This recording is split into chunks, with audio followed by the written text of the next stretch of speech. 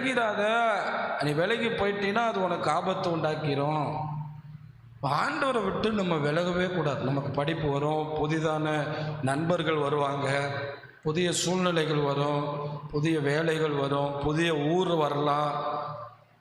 எந்த இடத்துலையும் நம்ம ஆண்டவரை விட்டு விலகிடக்கூடாது. தானியேல் ஆண்டவரை விட்டு விலகாமல் இருக்கிறதுல கவனமாக இருந்தால் அவன் வீணான எதையுமே பின்பற்றாமலே ஆண்டவர் அவனை பாதுகாத்துக்கிட்டான்.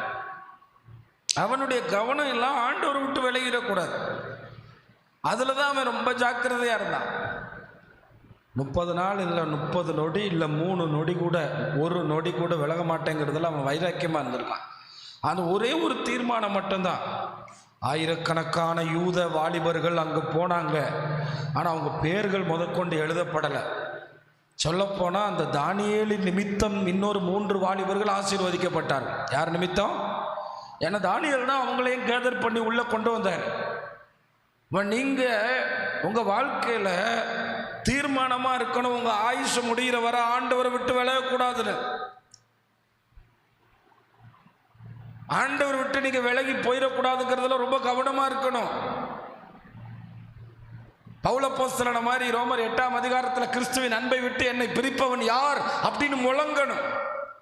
உபத்திரவமோ, வியாதியோ, பசியோ, பட்டினியோ, நிகழ்காலமோ, வருங்காலமோ, தேவதூதரோ, எதுவோ, மேன்மையா இருக்கட்டும், அது கஷ்டமா இருக்கட்டும், சந்தோஷமா இருக்கட்டும், அது துக்கமா இருக்கட்டும், மகிழ்ச்சியா இருக்கட்டும் அல்லது இகழ்ச்சியா இருக்கட்டும், எதுவா இருந்தாலும் என்னை பிரிக்காதுன்னு நான் தைரியமா நிச்சயிச்சு வச்சிருக்கேன்னு அவர் தீர்மானமா இருக்காரு.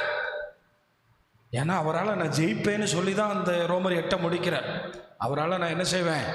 மரணத்தை ஜெயிப்பேன், வியாதியை ஜெயிப்பேன், பிரச்சனையை ஜெயிப்பேன், இந்த உலகத்தை ஜெயிப்பேன், எல்லாத்தையும் ஜெயிப்பேன். அதில் ஒரு வார்த்தை அழகா சொல்லுவார், என்னில் அன்பு கூறுகிறவராலே. பார்த்தீங்களா, அவர் நம்மளை ரொம்ப நேசிக்கிறார். அவரை விட்டு நம்ம விலகலாமா?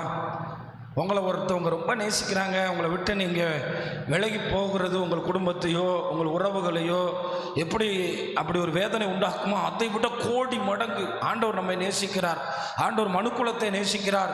அவரால் தெரிந்து கொள்ளப்பட்ட நம்மை நேசிக்கிறார். அந்த அன்பை நீங்கள் புரிந்து கொள்ள வேண்டும். இஸ்ரவேல் ஜனங்கள் அவரே நடத்தினார். நமக்கு இப்போ நினச்சி கூட பார்க்க முடியாது. மேக ஸ்தம்பமாக அவங்களுக்கு அவர் இருந்தார். அதாவது சுற்றி வெயில் அடிக்கும்போது அவங்களுக்கு மட்டும் என்ன அடிக்காது? வெயில் அடிக்காது. அவங்க மூவாக மேகஸ்தம்பம் மூவ் ஆகிட்டே இருக்கும். அவங்க நடக்க நடக்க அவங்களுக்கு மேலே கர்த்தர் மேகஸ்தம்பமாக இருக்கார். மேகத்தை படைச்சவரே அங்கே வந்துடுறார். அந்த சூரியனுடைய ஒளி தன்னுடைய பிள்ளைகள் மேல் பட்டு அந்த பயணத்தில் அவர்களுக்கு களைப்பு வராதபடி கர்த்தர் காத்துக்கிட்டார். ஆண்டவர் எல்லாமே லாஜிக்காக தான் செஞ்சிருந்தார். நான் கூட அந்த எரிகோ பட்டணத்து கோட்டை விழுந்ததை நம்ம பார்த்தேன். முதல் நாளே 7 தடவை சுத்த சொல்லியிருந்தா எல்லாரும் என்ன இருப்பாங்க? எல்லாருக்கும் விழுந்து கை காலெலாம் வழியில் அங்கேயே விழுந்து கிடந்திருப்பாங்க. முதல் நாள் நம்ம காலுக்கு ஒரு ப்ராக்டிஸ் நம்ம மூளையோட சேர்த்து கொடுத்தோன்னா முதல் நாள் எல்லாருமே டயர்டாக தான் படுத்திருப்பாங்க, டயர்டாக தான் எந்திரிச்சிருப்பாங்க. ஆனால் 2வது நாள் இப்படி தான் நடக்கணும்னு மூளையும் உடம்பு தயாராகுது. 3வது நாள் தயாராகுது. 7வது நாள் வரும்போது எத்தனை தடவை வேணாலும் சுற்றிடும், கால் வலிக்காது. 14 மணி நேரம் 15 மணி நேரம் நின்று துணிக்கடையில் வேலை பார்க்குறாங்களே, நீங்கள் போய் 10 நிமிஷம் நில்லுங்க. அடுத்த நாள் காலையில் சொல்லுவீங்க எனக்கு காலெல்லாம் வலிக்குது. ஆனால் அவன் மட்டும் எப்படி நிற்கிறான்? அதே போல தான் கர்த்தர் அவங்கள பயிற்றுவிச்சார். உடனே முதல் நாளே 7 தடவை சுத்த வைக்கல. நம்ம வாழ்க்கையில் நம்ம ஆண்டவரை நெருங்க நெருங்க நெருங்க நெருங்க நம்ம வாழ்க்கையில் பிரயோஜனம் உள்ளவங்களாக மாறிடுவோம், ரொம்ப ஆசீர்வாதமாக மாறிடுவோம், ரொம்ப மேன்மையாக மாறிடுவோம். நம்ம ஆண்டவரை விட்டு விலக விலக விலக நம்ம யாருக்குமே பிரயோஜனம் இல்லாமல் போயிடுவோம். அதுதான் இந்த வசனம் சொல்லுது, விலகி போகாமல் இருங்க, இல்லைன்னா நீங்கள் வீணாக போயிடுவீங்க, நீங்கள் வீணானவைகளை பின்பற்றுவீங்க. இயேசு ஆகிய ஆண்டவரோட நீங்கள் இருக்கும்போது நீங்கள் சூப்பர் ஐக்கானாக மாறிடுவீங்க. அந்த பரிசுத்தவான்கள் சொல்லுவாங்க அவர் தான் 1, நம்மளாம் 0.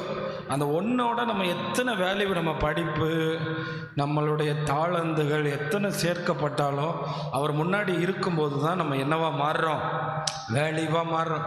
நம்ம ஏரியாவில் நிறைய அறிவாளிகள் பார்த்தீங்களா, குடிச்சு வீணாக போகிறவன், திறமை இருந்து வீணாக போகிறவன், அறிவு இருந்து வீணாக போகிறவன். ஏதோ அன்றைக்கி நிறைய பேர் நினைக்கிறாங்க கல்யாணம் பண்ணணும், 2 பிள்ளை பெற்றுக்கிறணும், ஒரு வீடு கட்டணும், இதுதான் பெரிய சாதனையா மனுஷனுக்கு. அப்படி நினைச்சிட்டு இன்னைக்கு ஒரு கூட்டம் ஓடிட்டு இருக்கு. ஆனா ஆண்டவர் நம்மை அப்படி இல்லை, பிரயோஜனம் உள்ளவர்களாய் மாற்றுகிறவர், நம்மை ஆசீர்வாத வாய்க்காலாய் மாற்றுகிறவர். அதுக்கு நீங்க ஒன்னே ஒன்று செஞ்சா போதும். அதெல்லாம் எப்படிங்க நான் மாறணும், எப்படி என்னால் மாற முடியும் அப்படின்னு கேட்டீங்கன்னா, நீங்க என்ன செய்யக்கூடாது, விலகி போகக்கூடாது. என்ன செய்யக்கூடாது, விலகி, அவ்வளோதான் சொல்கிறார், விலகி போகாது. இவங்க என்ன பண்ணாங்கன்னா, ராஜா கேட்டாங்க. ராஜா கேட்டது ஆண்டவருக்கும் பிரியமில்லை, சாமுவேலுக்கும் பிரியமில்லை. ஏன் தெரியுமா? ராஜா இல்லாத காலத்தில் கர்த்தரே அவங்கள நடத்தினார். பெலிஸ்தர்கள் அவங்கள பார்த்து பயந்தாங்க. அப்போ ஆண்டவர் எப்பயுமே நம்ம ஒரு விஷயத்தை கேட்கும்போது, இந்த விஷயம் உன்னை ஆண்டவரை விட்டு விலகி போக பண்ணும் என்பதனால் இது வேண்டாம் என்று ஆண்டவர் சொல்லுவார். கேட்காத போது அதை வச்சுக்க, ஆனால் விலகி போயிடாத, ஜாக்கிரதையா. இப்படி அதை வச்சுக்க.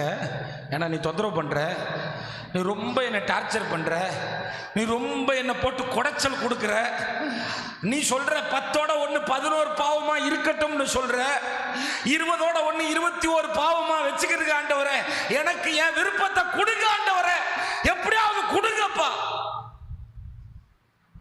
இப்படித்தான் அன்றைய இஸ்ரவேல் ஜனங்கள்ல இருந்து உலகம் அழிய போகிற வரைக்கும் உள்ள வாலிபர்கள் வரைக்கும் வாழ்கிறோம். ஏன்னா நமக்கு எல்லாருக்கும் அடிபட்டு உதப்பட்டு சிக்குண்டு சிதை உண்டு. அதை தாண்டி போய் தான் நமக்கு புரிய தெரியும். நம்ம ஆண்டவருக்கு அதுக்கு முன்னமே நமக்கு எது தேவைன்னு அழகா தெரியும்.